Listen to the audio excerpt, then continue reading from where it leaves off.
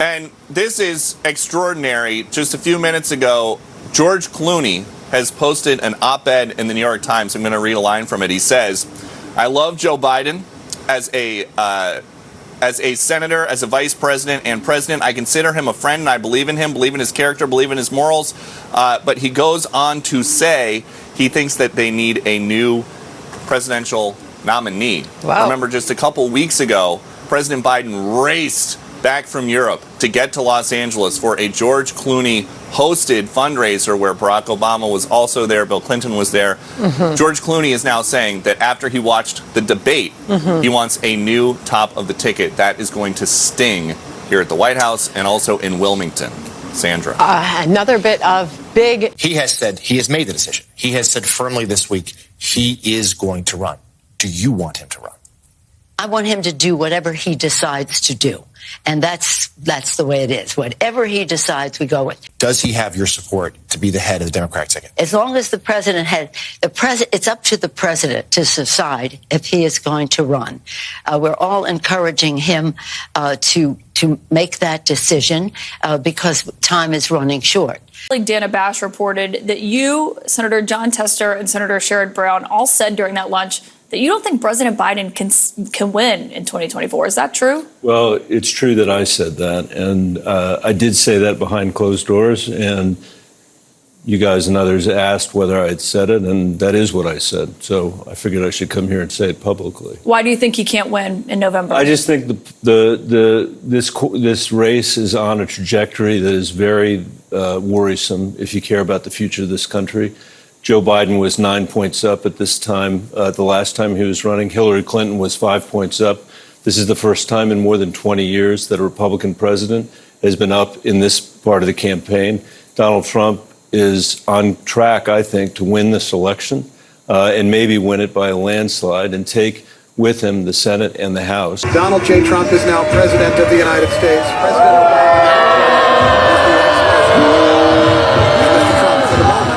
If you remember, George Clooney held a $28 million fundraiser for Dementia Joe just last month, and he has stayed quiet for years about his friend. And now, all of a sudden, today, George Clooney says that Dementia Joe is unfit to be president. Remember, Clooney hosted the fundraiser, the one where Obama had to basically drag Joe Biden off the stage. You remember that fundraiser?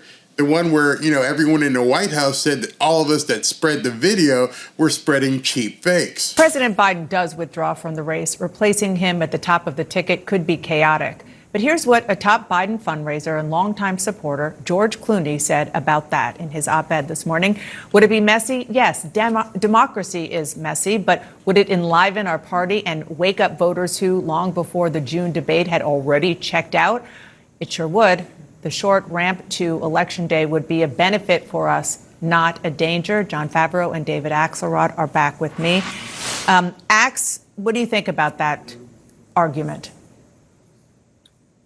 Look, I think there's merit to it. Sometimes this is all a matter of risk assessment. There's risk associated with everything. The question is whether the risk of the status quo eclipses the risk of trying something else. And I think we've reached the point where many have come to that conclusion. But the thing about the piece, Dana, that I thought was particularly impactful was Clooney, who just hosted a major fundraiser for the president a few weeks ago in California, said you can't win the battle against time. None of us can. It's devastating to say, but Joe Biden I was with 3 weeks ago. The fundraiser was not the Joe Biden of 2010. He wasn't even the Joe Biden of 2020. He was the same man we all witnessed at the debate. That is devastating. That's devastating. Yeah, and and it's what people fear. Yeah, and that's exactly what I was going to ask John about, because, John, you were at that fundraiser as well. I don't know if you spent as much time with President Biden as George Clooney did, since he was one of the hosts. But I'm totally with you, David. That quote was like, wow. I mean, it was not surprising to any of us who were at the fundraiser. I was there.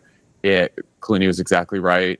And every single person I talked to at the fundraiser thought the same thing, except for the people working for Joe Biden, or at least they didn't say that. But I remember my wife, Emily, turned to me after the fundraiser and said, "What are we going to do?" And I said, well, there's a debate in a week. Either he'll do well in the debate and we'll think, well, he was just tired because he flew all the way back from Europe, and that'll be that. Or he'll be like this at the debate, and then the whole country will be talking about it. And so here we are. Wow. And now, with no apology being given, we find out that the White House was lying about this cheap fake stuff, and George Clooney kept quiet about it as well. It's amazing to me that George Clooney collected $28 million from his, Hollywood buddies for the Joe Biden campaign, and now, just a couple weeks later, he's saying that Biden should drop out of the race.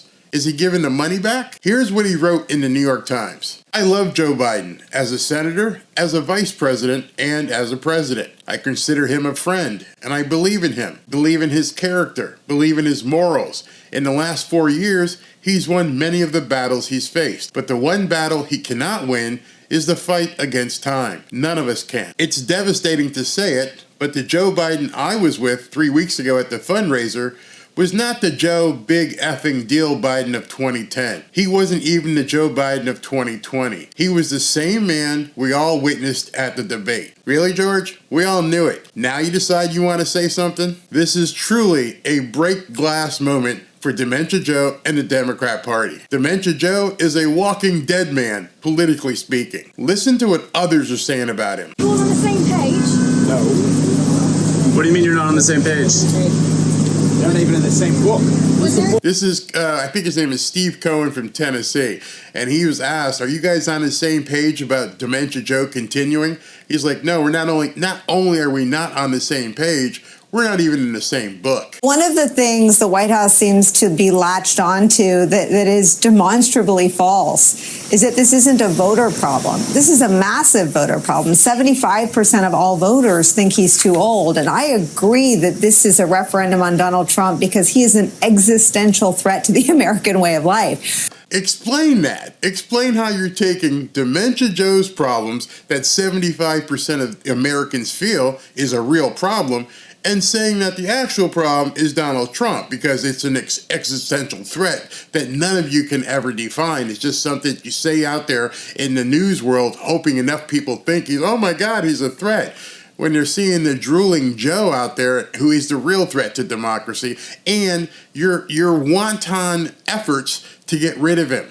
But this isn't something that the media cooked up. This is something that the media largely ignored for years as voters, raised their hand and said, ooh, I'm worried about this thing.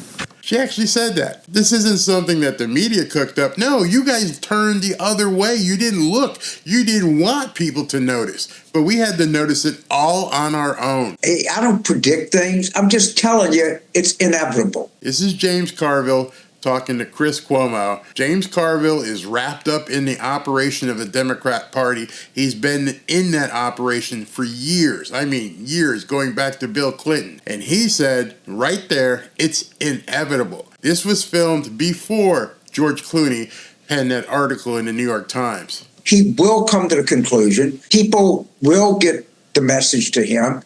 You notice that? People will get the message to him. What's the message? Dude, you're out. That's the message. And it's becoming quite clear at this point. He will understand. His family will understand. They'll pray on it and they'll make the right decision. I don't have any doubt about it. If he's getting the message, he's not making the decision. Somebody's making it for him. I mean, that's like somebody putting a gun to your head saying, sign this piece of paper. Either your brains or your signature will be on this document. You can choose which one. But while we dilly-dallying around here, somebody's got to think of where we go from here. And that's what I'm trying to say in the time. Listen, I think you're right. I think your party went down the wrong road and they went. Your party. Anybody want to know what party Chris Cuomo is actually in? Because all his years on CNN, he was obviously a Democrat. His brother is a Democrat. He was a Democrat. What do you mean, your party? A long way down it, and now they got to figure out a new course.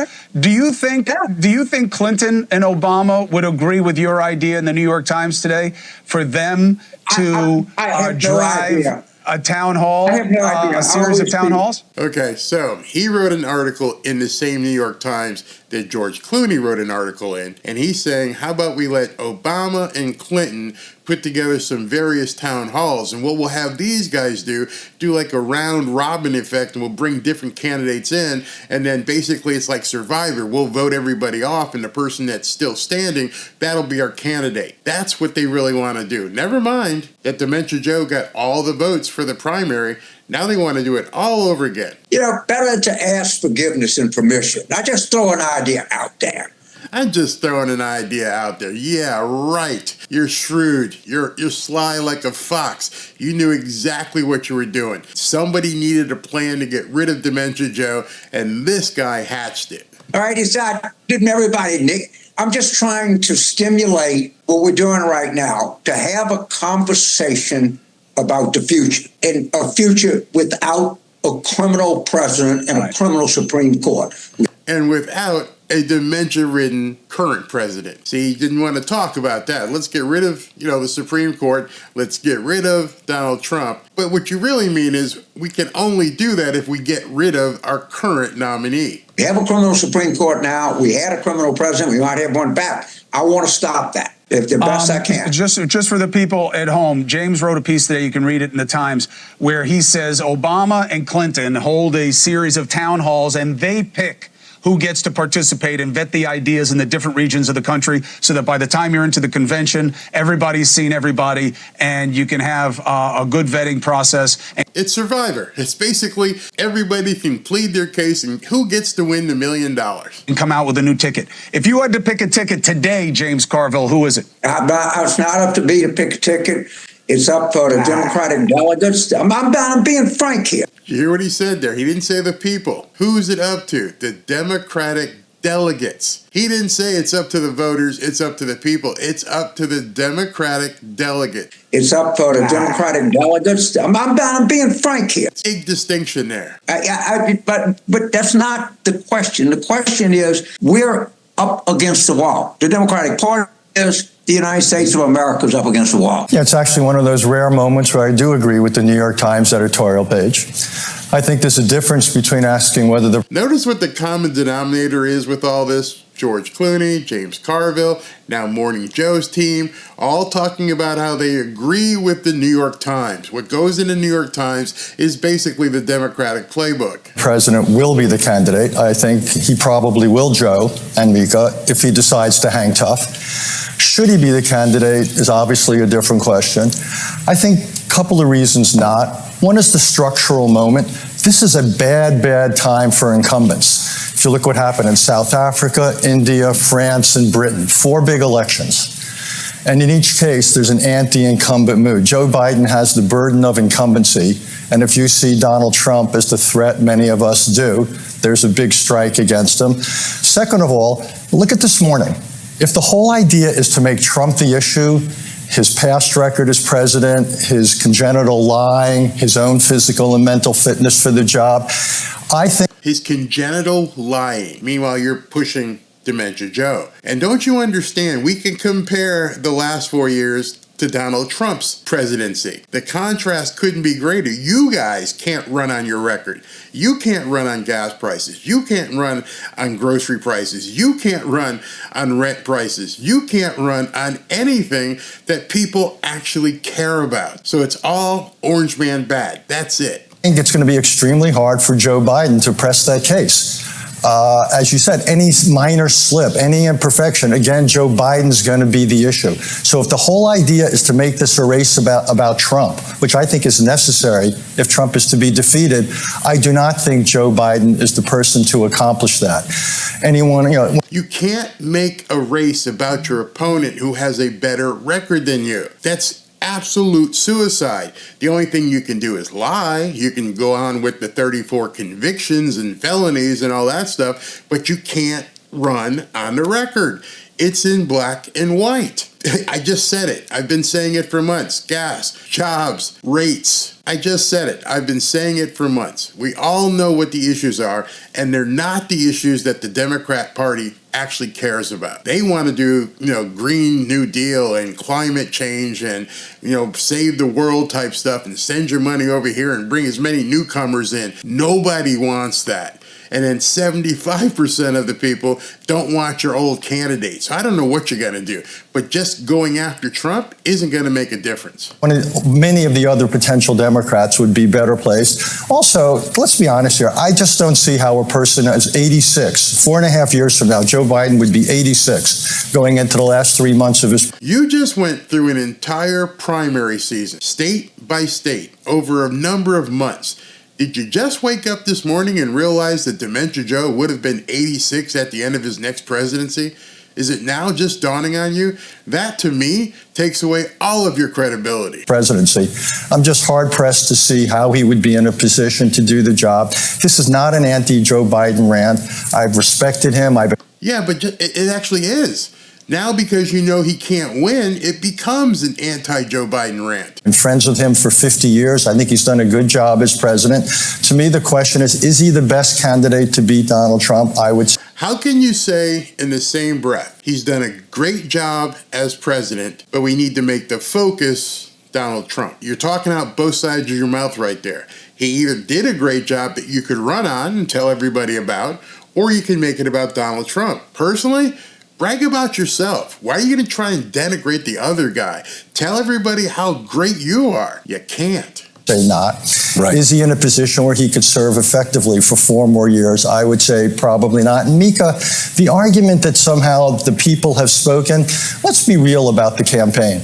An argument that the people have spoken? There was a primary season. You went state by flipping state. Yes, the people did speak. And now they're trying to craft this message to you, basically the American people.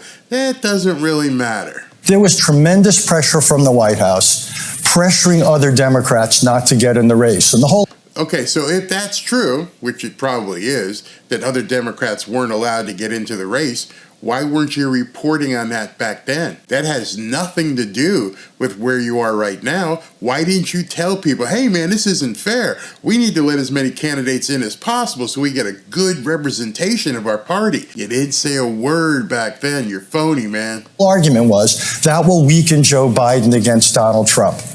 And a lot of people took that to heart.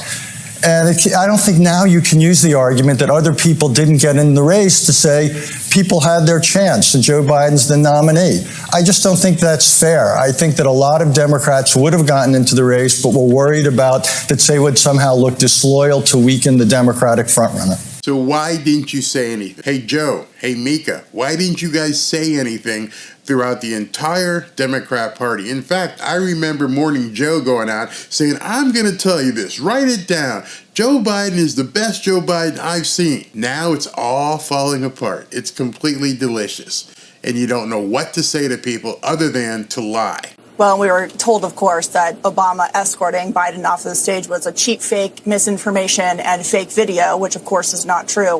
It's pretty clear that Barack Obama is, handing out knives here to people who are trying to take Joe Biden down to push him out of the race. But there's this obsession over polling, understandably, for 2 reasons. Joe Biden is losing on the big issues that Americans care about. And also, they watched that debate and they saw that he's unfit to be the commander in chief. But the scandal here is, it's not just a crisis. It's a scandal. Democrats in the donor class, Democrats on Capitol Hill, and really just Americans with 2 eyes in their head have been watching the decline of Joe Biden for years, but especially over the past 6 months. You had the Her report detailing this, which of course the White House attacked, and then you have subsequent video evidence of event after event on the world stage and here domestically showing this decline. And then they tried to cover it up. They tried to think they're going to get away with pushing Joe Biden out as someone who's fit for office. He's very rigorous behind closed doors. And on that debate night, everything came crashing down and the whole world watched Joe Biden in his actual state. So Democrats set up the American people for this. They set up the country. Our enemies are watching this. And you hear all about winning and needing to beat Donald Trump. What about the fact that the Democrats have put America into a very dangerous position here where adversaries and enemies are watching to make their moves, and it's clear that Joe Biden can't handle a huge crisis. I don't want us to continue to focus on President Biden. Of course you don't. You got the guy on MSNBC saying that same thing. Hey, let's focus on Donald Trump. Let's not focus on Dementia Joe. If you can't sell yourself to the American people, you're already done. Forget his age, forget his condition. If you're saying right now we can't focus on him, let's put the focus on Donald Trump, you've already lost. It's over. We've seen his accomplishments. Joe interview yesterday, but can the American people be sure President Biden won't have more mental lapses like what we saw at the debate? Nobody can. You know why? There's no cure. It's all downhill from here. And every single one of these people has to know that. Well, it was a bad debate performance. And it's the same thing that happened to President Obama. He had a bad debate performance going into his reelection. And it's been consistent with other presidents also. Performance and lack thereof are two different things. One guy, Obama, had a bad debate. His performance was lacking. Can't change anything. That is who he is. And they keep trying to compare it to Obama having a bad debate. Obama wasn't 81 years old with a mental condition. This guy could not perform. It's not like he made some mistakes. He could not perform. Big difference. So I would once again say, look at his accomplishments, what he's been able to do as president. If these accomplishments are so glowing and are true, why aren't you people stating them? Why aren't you people out there telling the American people specifically what these accomplishments are? If they're so prevalent, if we all can know what these accomplishments are, you should be able to say what they are. We don't have to go searching for them. Tell us. And then let's fact check it all. So this guy is a DNC delegate who's obviously pledged right now to Joe Biden, but he's having second thoughts. Actually, if Biden ends up running, potentially the Democrats could lose the Senate, the House, and the White House. And it's going to be a bloodbath. The Blues. Wait a minute. So you can say those words, but Trump can't. You basically said if Biden loses, it's going to be a bloodbath. Interesting. The lady from CNN didn't pick up on that. States that we have held for many decades might potentially turn red. Trump is doing well when he runs against Biden in those states. So he's talking about New York. He's talking about Michigan. He's talking about Minnesota. These states are starting to teeter towards Trump. This is a complete landslide is coming their way. And then the swing states, the battleground states, they are looking terrible. So at this point, all the polling indicates that Trump is going to win. So we need to send the best and the brightest out there to run against Trump. He's beatable, but we need to send somebody who's got the energy of a commander-in-chief.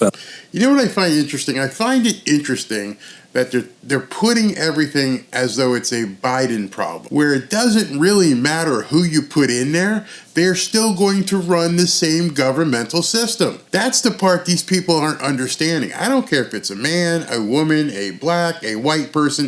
If they're going to run this Democrat ideology, it won't work. You can change all kinds of horses in this race. It doesn't matter if you're going to keep running and doing the same thing. If you just want to keep the borders open and bringing in as many newcomers as possible, if you have a tax mindset where you're going to raise taxes on everybody, if you're still going to fund that war over there between that country people can't find on a map, you're doing the exact same thing. What would make you think you're going to see a different result? You're not. Here in Silicon Valley, we have had great leaders and companies thrive because of good leaders. At this point, it's debatable if Biden can lead our nation.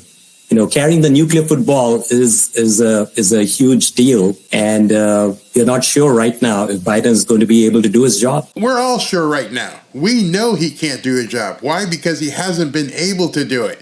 Everything you people push has nothing to do with the candidate and everything to do with your ideology. But he's the president. Now, this next clip is absolute gold.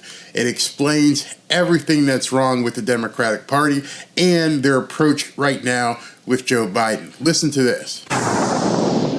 But he's the president of the United States right now, so he got back barely to became president of the United States. For the last 12 days. Barely. What does that mean? I don't think he's up to the job. I'm questioning. I'm questioning. So that's Jonah Goldberg from the Dispatch. They're on CNN, and that woman in the red hair sitting next to him is, I think her name's Kate, but Bedingfield, and she used to be Jen Psaki's boss. She was the communications director for Biden's White House, and she is completely off. And Jonah, who I really don't like because he's seriously anti-Trump, but his point here is spot on. His fitness right now to serve as president. If you're saying barely president, you're suggesting that he's not capable of doing the things that we've seen him accomplish in these last 3.5 years mean nothing to me. The last 3.5 years mean nothing to anybody. This isn't something where you're looking to reward somebody for a job well done. You're not electing somebody because of their past performance. He's going to say it right here. I'll say it for him.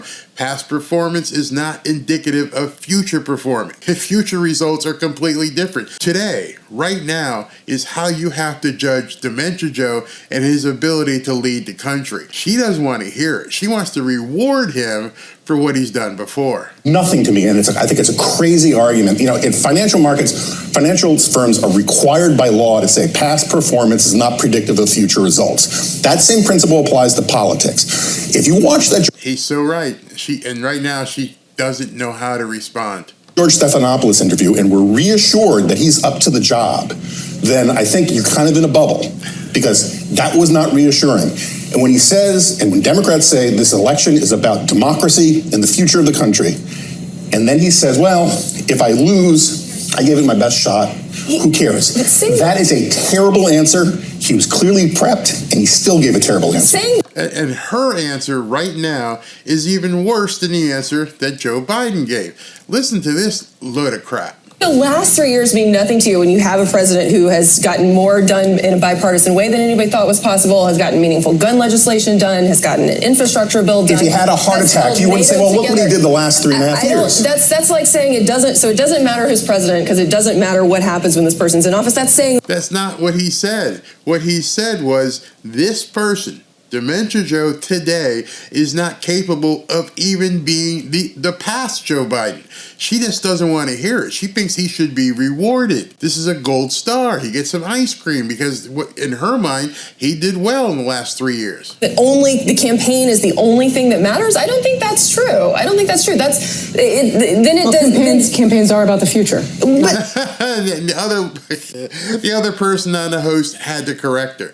The campaign is about the future. This woman is talking about the past, and she's not understanding it, and she's getting hit from two sides. And that's fine. I'm just saying the last 3.5 years don't matter at all. It don't matter at all about whether or not he can do the job for the next 4 months or next 4.5 years. It doesn't. It doesn't matter whatsoever. Every single person in sports will tell you, every single person who is involved in some sort of position where they have to be judged by their performance, not just punching a clock in where it doesn't matter. Somebody who is judged by what they do today. You can't keep a CEO into a position, no company would keep a CEO in a position where the company begins to lose money quarter after quarter. There's dissension in the ranks. No company, no board of directors would keep that person in place. You can't go to the board of directors and say, well, listen, I understand these people are all pissed at me.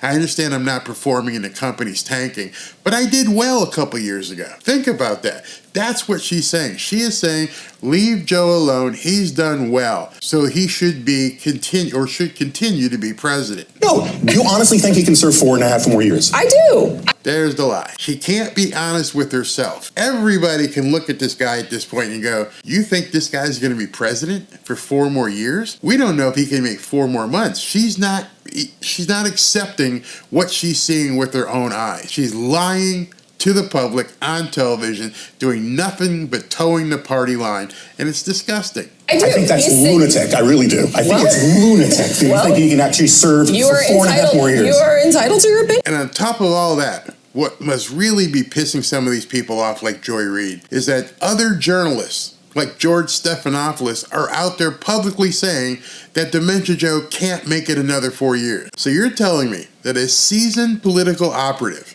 who worked for the Clintons for years, who is now the top political guy at ABC, a journalist who's been there for decades, all of a sudden was approached by some random guy and blurted out, Dementia Joe can't make it another 4 years. Yeah, right. I know it's coming from the same camp as James Carville, Barack Obama, the same stuff that George Clooney had to say today, somebody has pushed a button on Dementia Joe. The word obviously went out to take Dementia Joe down and take him down now. And since he's out there telling people he's not leaving, they're going to make sure he goes. These people are absolutely ruthless. Tomorrow, Dementia Joe is supposed to do a live interview without Annette. And tomorrow, I think we're going to see the end of the Joe Biden presidency. I think it's a huge setup. He's doing a live press conference without any notes. That's why I think tomorrow may indeed be the end